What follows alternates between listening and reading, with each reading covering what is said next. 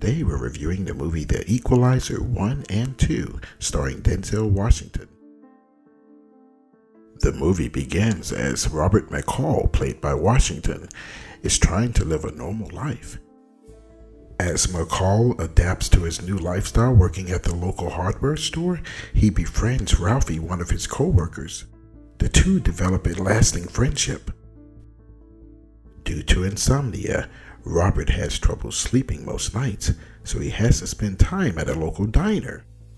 And that's where he encounters a young lady who frequents the diner as well. On most evenings, Robert spends his evening reading the book The Old Man and the Sea. The two eventually become friends just by acquaintance. The next day, while at work, a couple of Robert's co-workers come by, inquiring about his previous profession.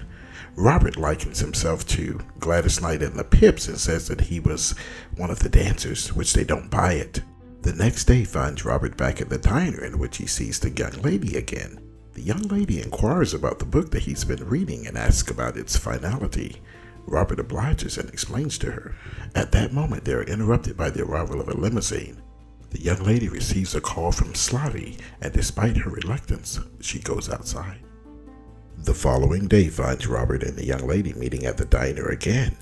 This is where she explains that her name is Alina and that she's an aspiring singer. She even offers Robert a CD just to show her work. Robert carefully scans over her CD and assures Alina that she can be whatever she likes as long as she puts her mind to it. As the night progresses, Slavi returns and hits Alina, stating she disrespected a customer. Robert McCall does nothing at this point, and Slavic hands him a card. As time ticks by, Alina is noticeably missing from the diner. The manager eventually spills the beans that she's been in the ICU. Deeply concerned, McCall goes over to the hospital where he spots her friend Mandy. At first, Mandy is reluctant, but then when McCall shows that he's a friend, she reveals that she's stuck in the same line of work as Alina. She goes on to tell Robert that Alina was beaten because she disrespected Slavi in front of one of his customers. Later that evening, Robert reveals the card that was given to him and contemplates whether he should intervene. He remembers making a promise to his late wife that he would not revert back to his violent past. However, after contemplating, he decides action must be taken. As the night progresses, Robert follows Slavic to his restaurant, which has a meeting spot for him and his henchmen above the restaurant. As he enters, he presents Slavic with $9,800 for the purchase of Alina. Slavic laughs, then accepts it, but then ridicules him, telling him to do something very disgusting with his $9,800. He tells him to go home and that money would only buy 1 month of freedom for Alina. As Robert gathers his things and attempts to head towards the door, he moves pieces on the table as if it were a chess game. As he reaches the door, he contemplates thinking of what he told his wife, but then he realizes of all the girls that are being abused by these monsters and goes back. As Robert annihilates his henchmen, Slavic is shot in the throat.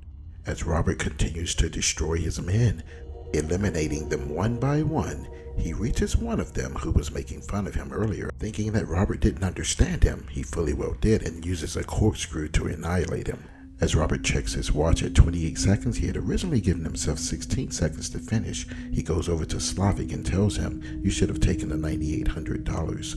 Your life is going to end on this dirty floor," while Alina's continues. Later, he washes up, puts his ring on, and apologizes to his deceased wife. Later that night, a Russian mobster named Teddy appears. Teddy, who's tasked with finding out who murdered the Russian mobsters, assembles a group of corrupt cops in which he orders them to use a 6-block radius of video footage to try and find the man responsible. Teddy explains to the cops that he was sent there to do the job that they couldn't finish. Continuing his investigation, he's taken to Frank Masters, who's a local mobster who plays dumb on the murders. He also states his distaste with Russians.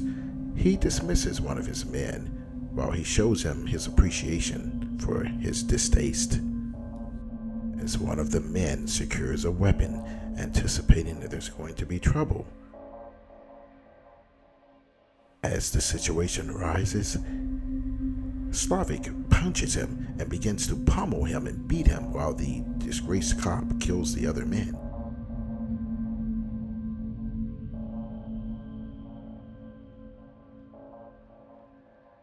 Later that night, Slavic, while still researching the issue, realizes that this is not a normal mafia hit.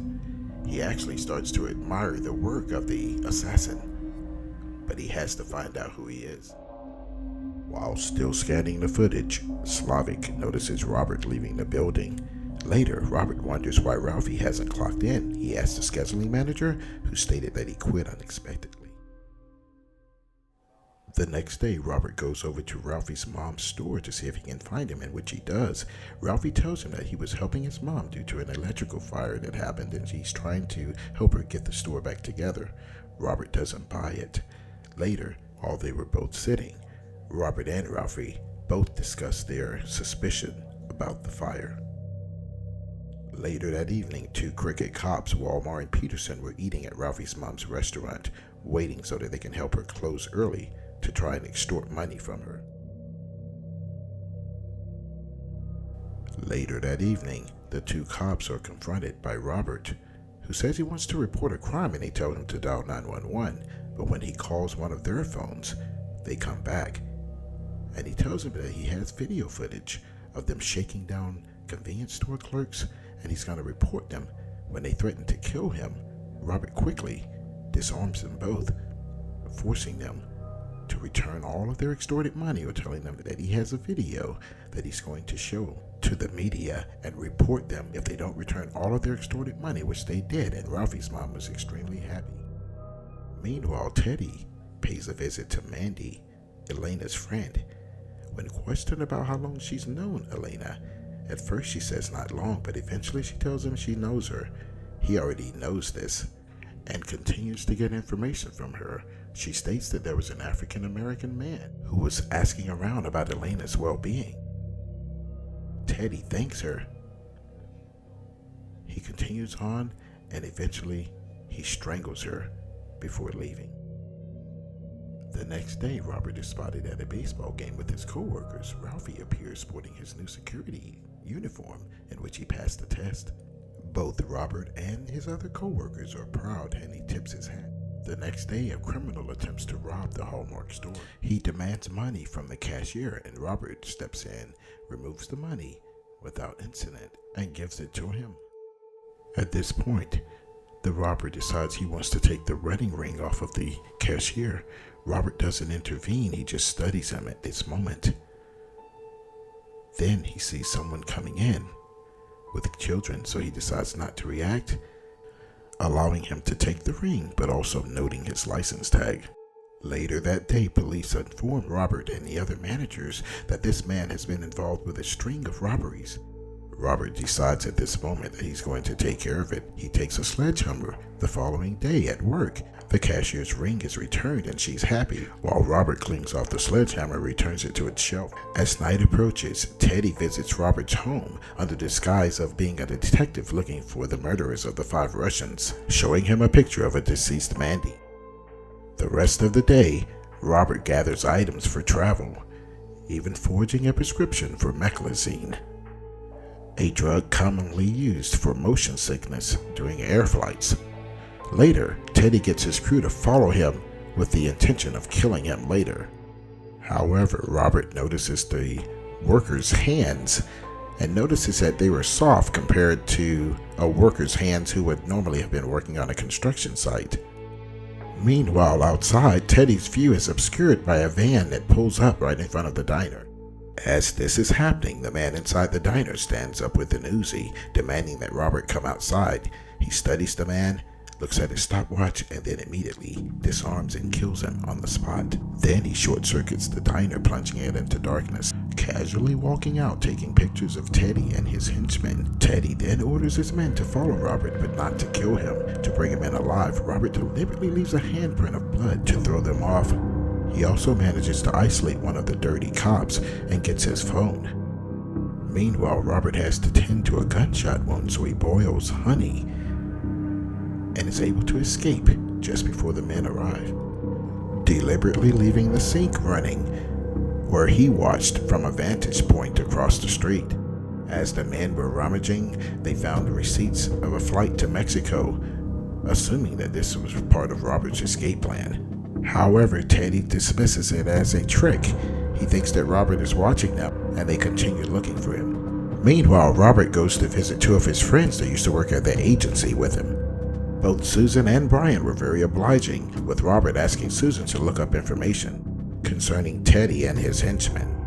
While Susan goes off to gather documentation from the agency, Brian lets Robert know that he's happy to see him. It turns out that Robert had faked his own death years earlier. However, Susan had always anticipated this. Brian goes on to say that he knew that Robert would not be so simple to fall for such a car bombing trick. Meanwhile, Susan arrives back via helicopter and informs Robert that the man that he killed belonged to a group ran by Nikolai Pushkin, who's a Russian mob boss that Teddy works for. It was also noted that the two dirty cops were most recently found dead. They were also on his payroll at one time. Susan finally issues a stark warning to Robert that these men will stop at nothing to kill him and everyone he cares about. Returning to the city, Robert tracks down Frank, sets off his car alarm to draw him out. Once Frank comes out to investigate and makes his way over to his garage, he's unaware that Robert's there waiting on him. And after rigging up his car to make a makeshift gas chamber, Robert incapacitates him. And after some time, he eventually agrees to cooperate. Robert questions him on information concerning Pushkin. Led by Frank, Robert is led to a warehouse where the Russians store their money. After coercing their men and tricking them, Robert locks them all in the freezer, paying the workers lumps of cash as they leave. As Robert discusses with Frank his oath as an officer, he forces him to call the police and report it. Later, the police arrest him and find the workers and money. Robert then goes to Frank's safety deposit box, looking for a USB that contains information of Pushkin's operation.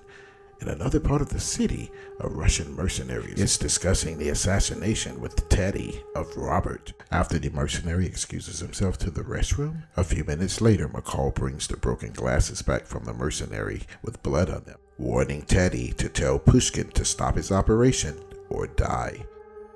Teddy, in turn, tells McCall that he's a piece of lint, a minor discrepancy in his way. McCall laughs it off, tells him of a story of a Russian teenager who was 12 years old, who was adopted by foster parents and killed them. He's referring to Teddy, who in turn tells him that to show any type of sympathy is weakness. McCall in turn leaves a note for Teddy to call him and let him know about his offer. As the night progresses, McCall puts Frank's USB to work, transferring millions of dollars of Pushkin's money over to the FBI's database. He also finds out where the tankers are located, sets bombs, and blows them up, causing even further damage and more economic loss for Pushkin. At this point, Teddy organizes his mercenaries and takes McCall's co-workers hostage. He sets an ultimatum for McCall to give himself up within 30 minutes or all of his co-workers will die. He also tries to track his cell phone but realizes he left it on the bus as a distraction so that he can get into the store. As Ralphie is singled out and brought over to a different section, it's a trap set by McCall, who then takes out the mercenaries. McCall then instructs Ralphie to get all of the other employees out so that he can take care of the invaders. As Teddy and his men enter the facility, the lights go out. McCall has set a trap for them, and one by one, he begins to exterminate them. One of the mercenaries notices his friend hanging, and McCall exterminates him with a garden tool. As Teddy rounds the corner, he manages to shoot McCall in the shoulder, injuring him. However, he gets away, all while using a blowtorch to cauterize his wound. As the mercenaries come upon Robert's puddle with a blowtorch, they think it's a trap, back off, but he takes one out immediately, while he waits for the other and patiently takes him out as well. Ralphie attempts to help him, but is shot in the leg. He helps Ralphie and takes him to the front, asking him to go to the breaker box and wait 40 seconds before turning it on. As Ralphie continues on his mission, one of the assailants is drawn by drops of blood that McCall left on purpose into a break room that has compressed air inside of a microwave. Once Ralphie turns the lights on, the explosion happens and kills the intruder. As Teddy notices Ralphie has been helping McCall, he comes with murderous intents on trying to exterminate him. However, Robert comes and intervenes by immobilizing Teddy by shooting nails into his pressure points. As he asks Robert who he is, he fires one more shot to end Teddy. Just 3 days later, Robert travels to Moscow, to the estate of Pushkin, where he catches him off guard in the shower. As Robert's flicking the lights on and off, Pushkin exits and attempts to bribe himself. Robert says he's coming for the head of the snake, and as Pushkin exits the bathroom, Robert is gone. However, Pushkin notices electrical outlets and water running. As McCall exits his building, you can hear Pushkin screaming in agony as he's electrocuted to death. Robert walks past his guards. The next day, Alina confronts Robert, telling him that she thanks him and she's changed her life. She also tells him that she knows that he's the reason why she's alive. Robert obliges and tells her to do something with her life. 3 months later, Robert is seen placing an ad offering his services, later answering yes to an ad request, dubbing himself as the Equalizer. We hope you enjoyed the review of the Equalizer. Stay tuned for the second movie. Please like, share, and subscribe.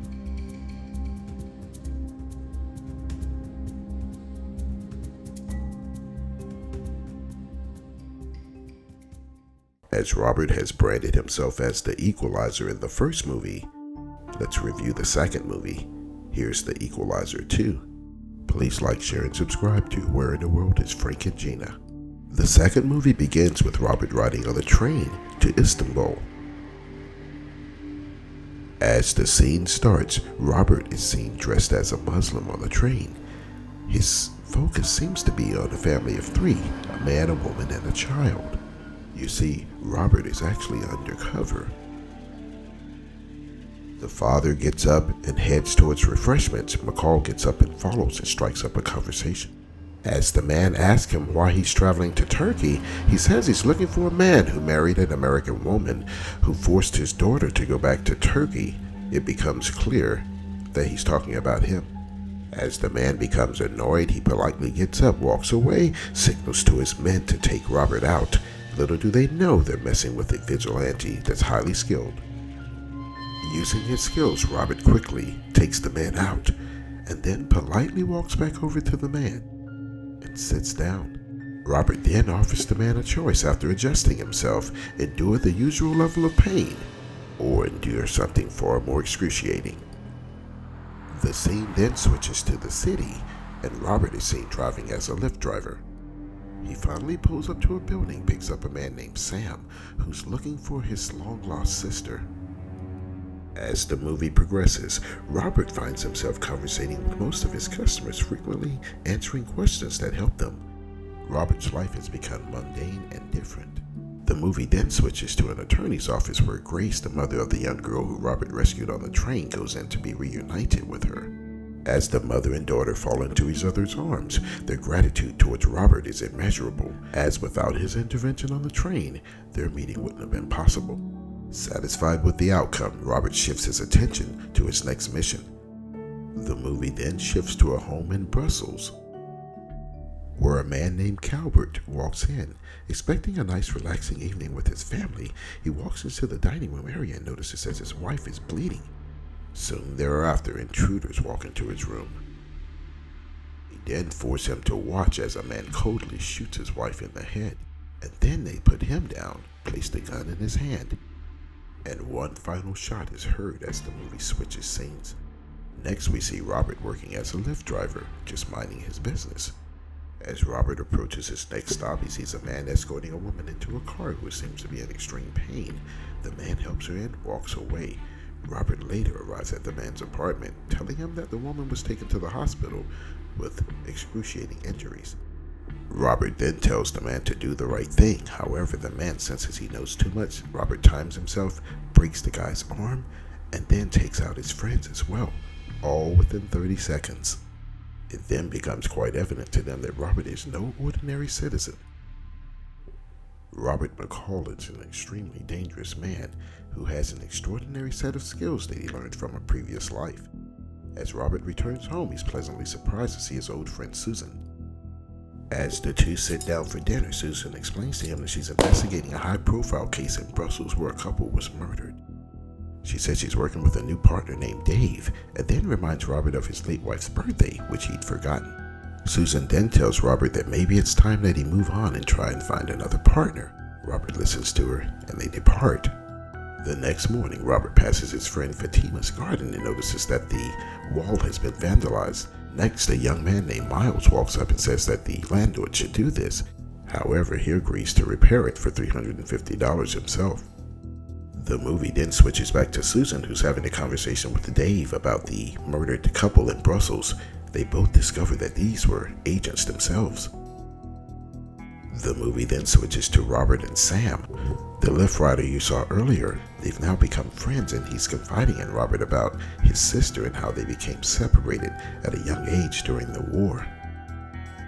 The scene now switches back to Brussels, where Susan and Dave are investigating the murdered couple.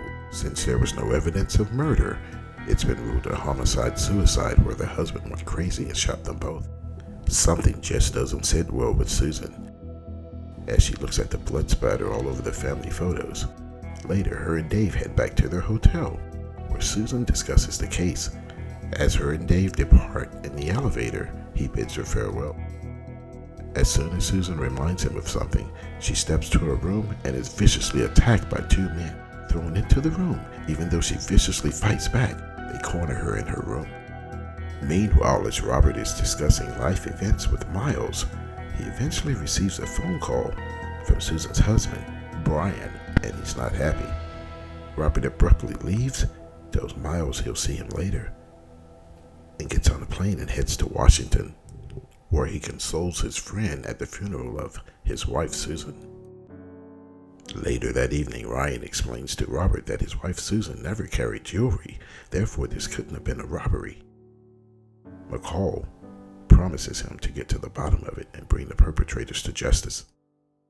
Using his skills, he decrypts Susan's phone to find out who she was communicating with. He also taps into the hotel security system to review the footage of that night.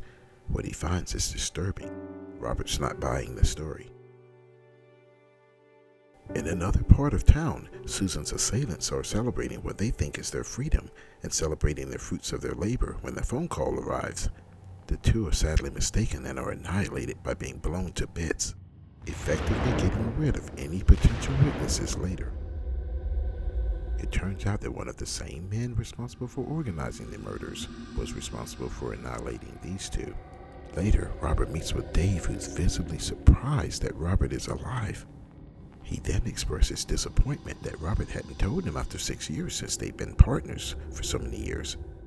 Robert then tells Dave that he does not believe that Susan's murder was a random act. He believes that it was planned, and he also believes that the perpetrator is a left-handed individual.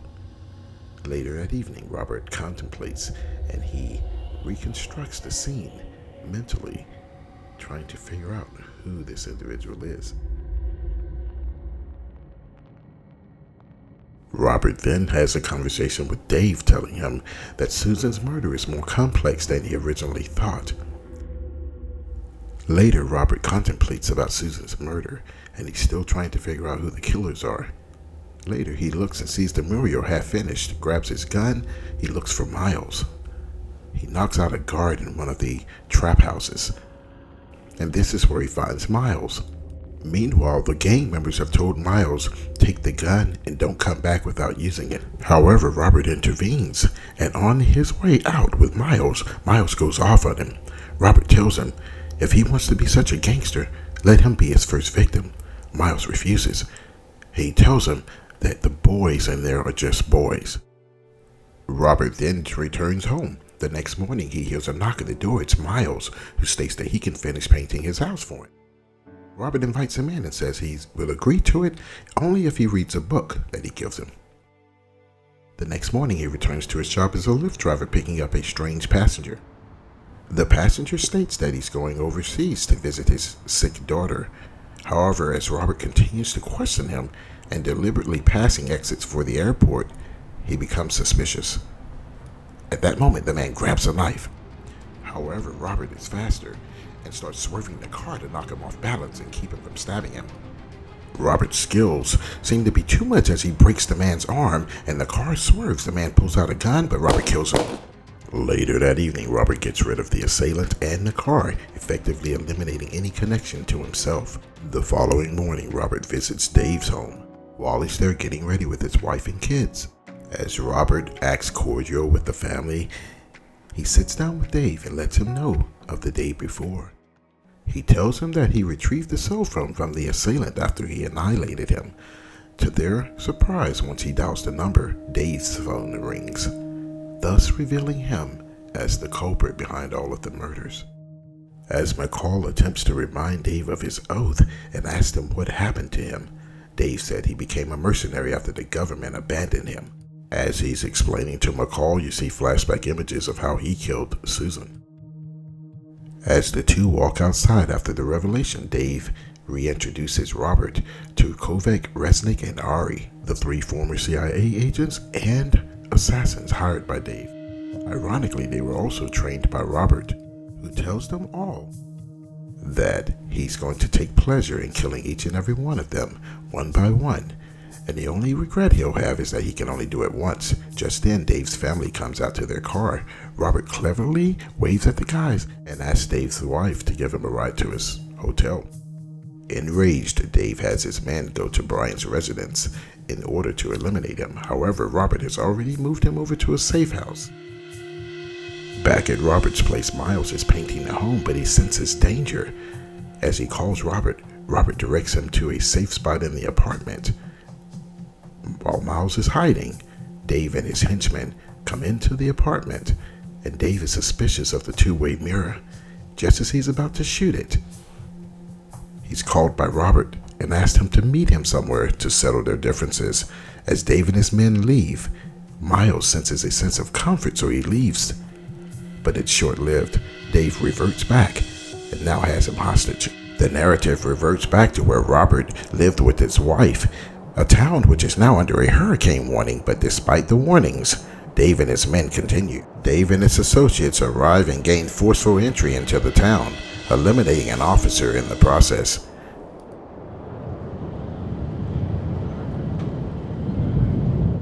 He's nowhere to be found, so Dave decides to go and grab a vantage point from an elevated tower where he can see down.